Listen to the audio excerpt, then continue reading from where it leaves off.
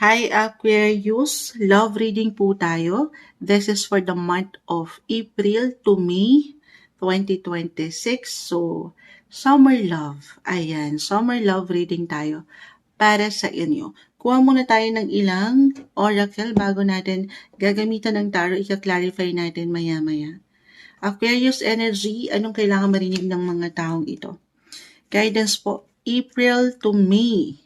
Love reading, no matter what your relationship status po. Ngayon, single, in a relationship, attached, or married, anong kailangan marinig? Anong parating sa mga taong ito pagdating sa love life?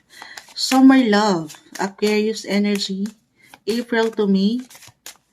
Uy, actually, sinashuffle natin na mabuti, lumipat, Uy!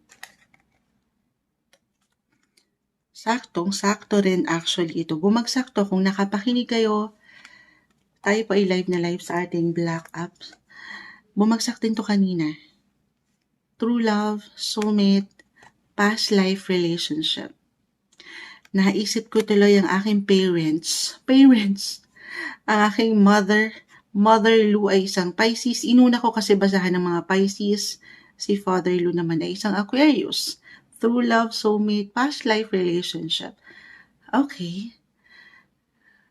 Dito pa lang ipasok natin every love reading guys, sinisilip natin si Venus. Astrologically, siya po kasi yung matatawag na planet of love, beauty, attraction. Around, double check natin, yes, May or end of April to May, si Venus will enter your 5th house. Kaya marahil umangat din kasi kanina. Ang na-share ko naman sa kanila kanina sa mga Pisces is si Jupiter. Jupiter transiting their 5th house right now. Si Venus sa inyo guys, na sobrang perfect sa topic natin, Venus, planet of love, it will enter your 5th house of romance, love life. Venus, siya yung matatawag din, Venus, 5th house. Medyo na-overwhelm ako, Ang ganda ng bumagsak. May kilig, may spark. No matter what your relationship sa 5th house, dyan po kasi yung matatawag na one and only true love. Ayan. This is the romance of a lifetime. Aquarius energy, soulmate, on a soul level pa nga. You have known each other before, past life relationship. Ika-clarify natin yan ha. Marahil kasi kapag sa 5th house, andyan yung pakiramdam na parang young, childlike, free-spirited yung energy na in a way parang nagmamature din, na parang ang dami nyo ng pinagdaanan kahit nagsisimula pa lang. Parang kilala nyo ng isa't isa or napakagandang pagkakataon ito Aquarius to get to know someone. April to May, ito po ay para sa ilan, single Aquarius, especially na ready naman na to mingle or to meet someone, hindi po imposible. Okay, na meron kayong makilala. Or why not, kaya marahil umangat ito, meron someone from the past na magbalik. Ito na, ika-clarify natin para sa inyo. Aquarius energy, April to May, love reading po, bakit ito ang bumagsak? Energy check tayo. Any clarifications? Message po, bakit ito ang bumagsak? Queen of Pentacles, the High Priestess, the Strength card, 10 of Cups, 7 of Cups. Single Aquarius, maring overwhelming, kaya siguro na-overwhelmed din si Moonchild. Maring meron kayong pinagpipilian. Humahaba ang inyong mga buhok. Buhok saan? Moonchild, ano man sinasabi mo dyan? Yung inyong mga, para kayong si tulungan niyo si Moonchild. Wala tayong katulong. Naghahang ako sa mga sitwasyon. Pero, marami kayong options, choices, Aquarius. Hindi kayo mawawalan. Sabi ko nga sa inyo, umaangat yung inyong mga charm, attraction, beauty. Single, meron ba kayo hindi niyo pa man ito ma-realize ha, si The High Priestess umangat maaring naka-hide to. Nagiging mysterious. It could be a secret lover. Okay, parang hindi pa ready na mapaangat ang boses. Pero yung energy ni the Strength card, this is a sign of Leo, regardless sa zodiac sign guys.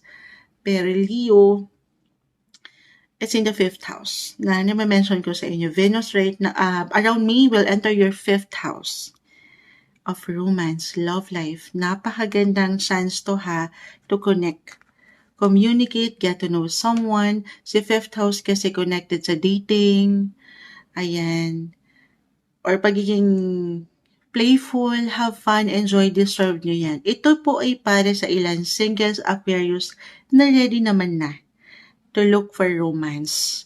Yes. Okay, you're more likely na makakilala ng someone new. Or dalawa yung nakikita ko, mga si past life eh. Someone from the past. This is for some of you. Okay? Ganun yung energy. Paano naman kaming mga in a relationship, andito na 10 of Cups, home, family, marriage, the High Priestess. Nabanggit ko po to kanina. The Strength card, 5th house, guys. Connected po yan. Napakalawak niya 5th house.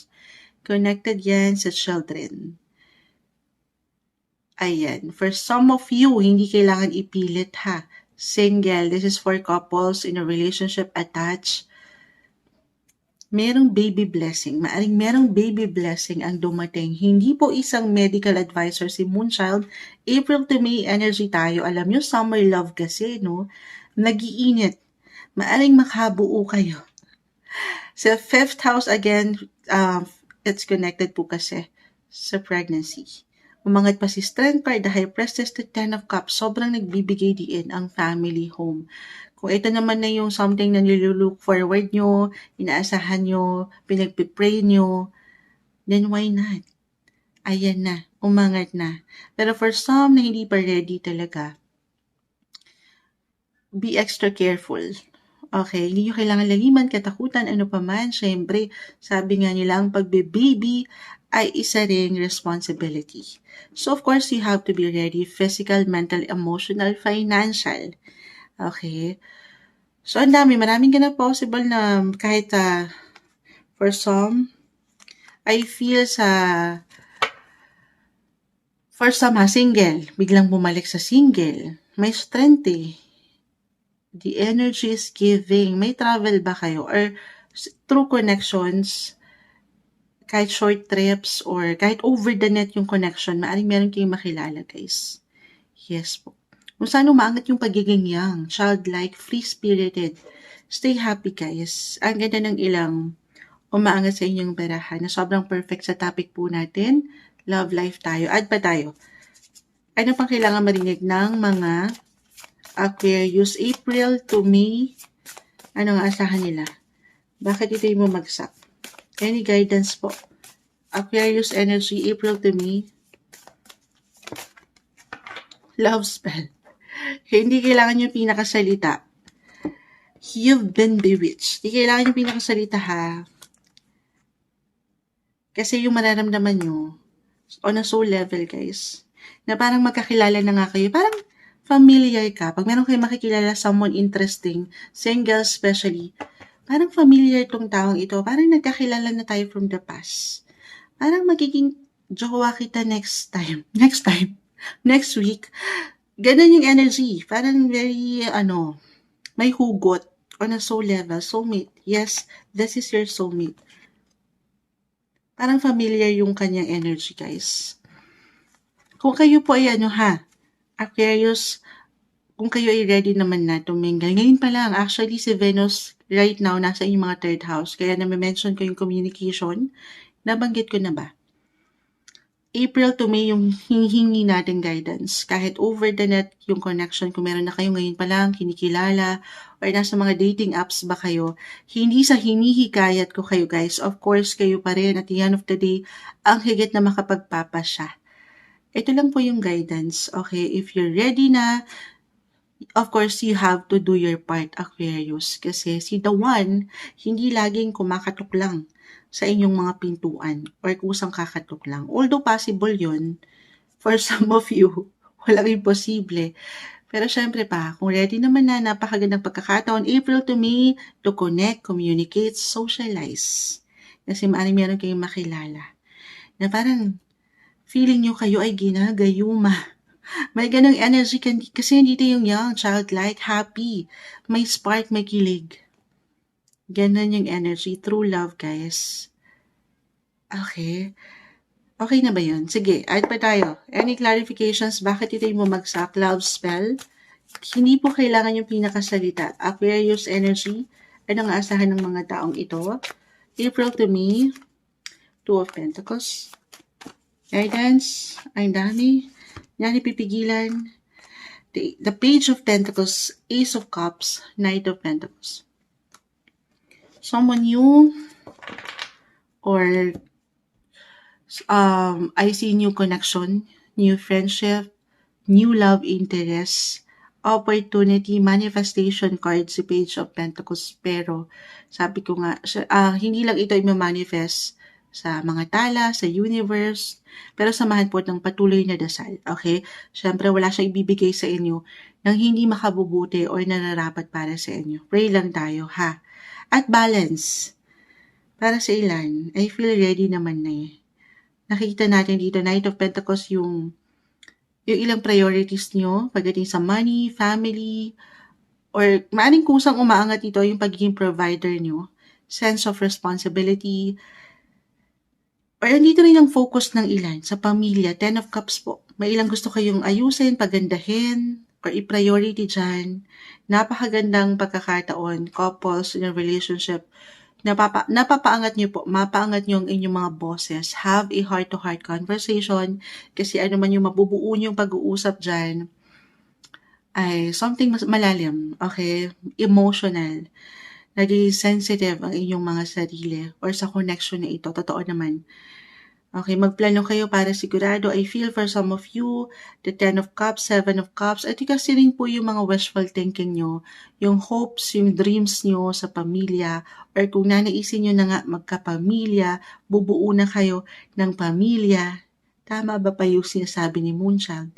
Ay, lalo pa kung mag-resonate na ngayon pa lang meron na ngang dala-dala. Meron nang pinagbubuntis. Si Moonchild mukha lang buntis, ano. Pero busog lang. Pero ayun na nga, si mga bago, love is in the air. Aquarius, April to May, mag-iinit ang inyong mga love life kung ready lang naman kayo. Kahit pa umaangat pa rin yung pagiging practical, realistic, yung talino nyo.